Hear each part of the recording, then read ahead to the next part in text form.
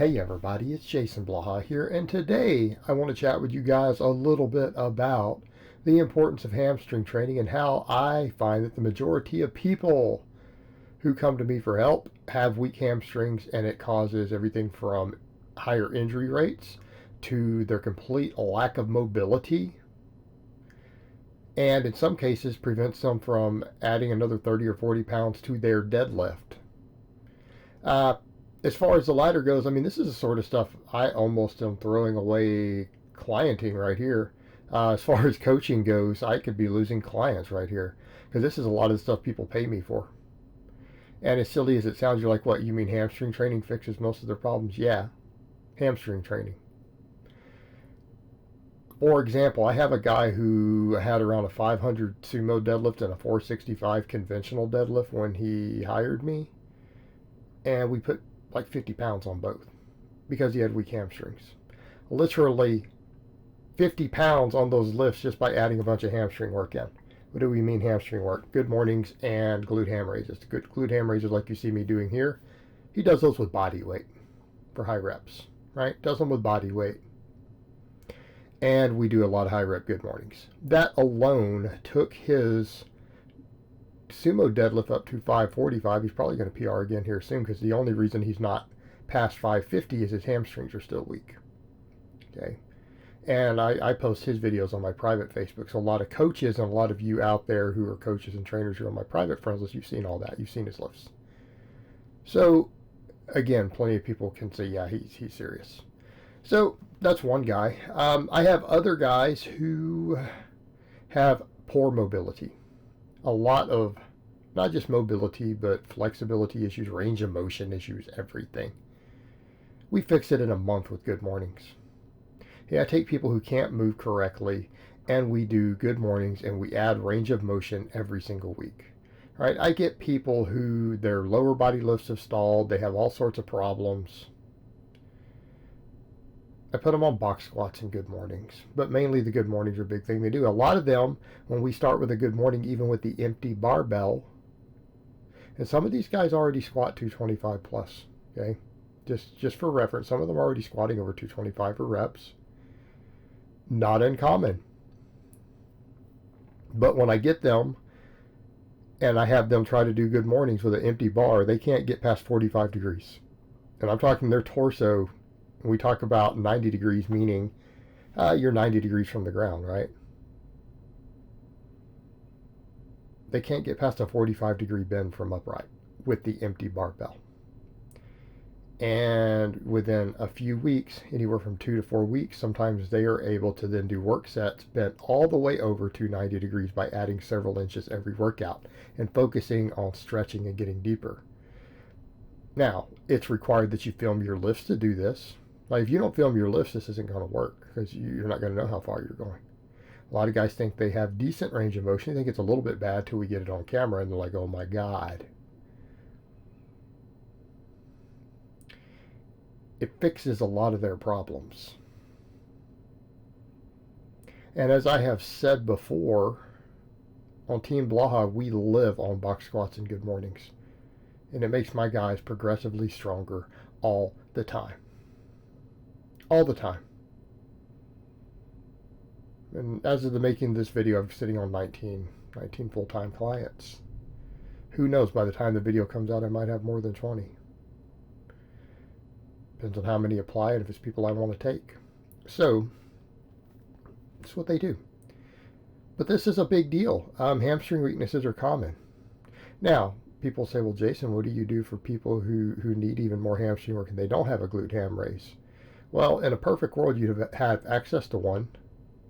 But if you do not, then good mornings combined with hamstring curls.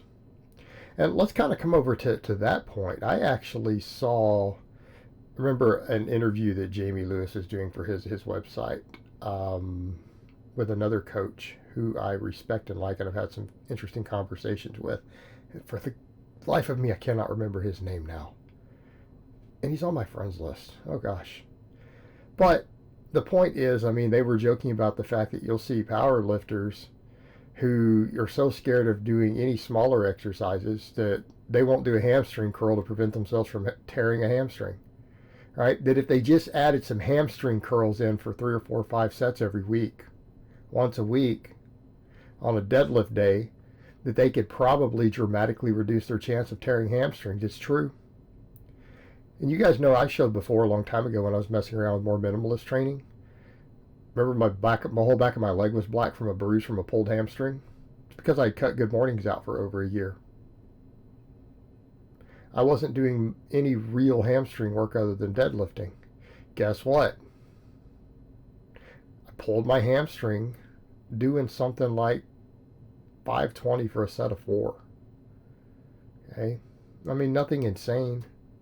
Pulled a hamstring just because I wasn't training my hamstrings at the time. Right? You can't neglect your hamstrings. You know, and if push comes to shove, we can talk about being posterior versus anterior dominant. Realistically speaking, if you want lower injury rates, if you had to pick one to be more dominant, it would be posterior dominant. In other words, we could argue that on some lifts and for strength and sprinting and jumping that your quads are more important. We could make that argument. But you have lower injury risk if your hamstrings are stronger. You do not want to be anterior dominant. You don't want your quads to overpower your hamstrings. And when you talk about field athletes and everything else, strength and conditioning coaches have known for decades that field athletes or track and field athletes, and that can include everyone from sprinters to jumpers to football players, and I don't care which football, American or, what we call soccer, doesn't matter.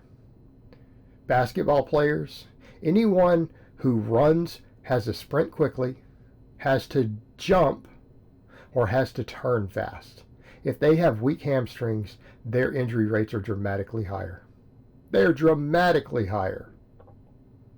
Now, there's been some recent data that came out showing that even squat strength is protective against injuries for a lot of athletes. That's been noted. But hamstrings, we've known for decades that having weak hamstrings and underdeveloped, undertrained hamstrings has a much, much higher rate of injuries, of knee injuries, of hamstring tears, of everything else. I personally knew a guy who tore a hamstring in practice while on a scholarship playing college football. One of the trainers I used to know at another gym I trained at here in Houston years ago for a while. Right? He tore a hamstring just out in practice on the playing field.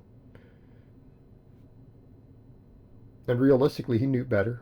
He knew he should have been training his hamstrings more. I mean, it happens. We know that stronger hamstrings protect you from injury. And for a lot of guys who are saying stupid stuff like, well, I just care about the aesthetics, brah. Well, do you not want to get hurt? What if you decide you want to do something besides curl and flex in the mirror and play video games? Like, what if you decide to ever do something else in your life besides that? Wouldn't you rather not get hurt? What if you actually need to sprint or jump at some point in your life?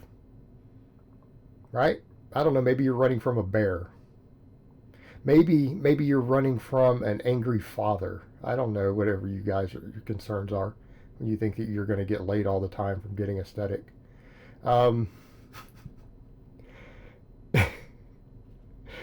God, that's not going to happen, by the way. But, you might need to actually run or sprint at some point in your life and jump up something quickly. Okay? Having strong hamstrings will reduce your risk of injury if you ever have to do anything remotely physically active or athletic at any point in your life. Train your hamstrings, guys. They need to be a priority. Like, if you really want to have a muscle, out of all the muscles through your body, if you want one for your lower body that's going to be worth its weight in gold for just preventing you from getting hurt in general, it's hamstrings. Okay? And they tend to be tight, they tend to be underdeveloped, and they tend to be weak. And the majority of people out there, including people who think that they lift and they train, it's common. It's one of the most underdeveloped muscles that I see. And it's for good reason, because you can't see it that well in the mirror. Okay? And even if we do a lot of lower body training, people tend to squat. Well, the squats do tend to neglect the hamstrings. So it makes sense that it gets underdeveloped. Leg press doesn't work it, not effectively. You need to train them, and you need to train them hard.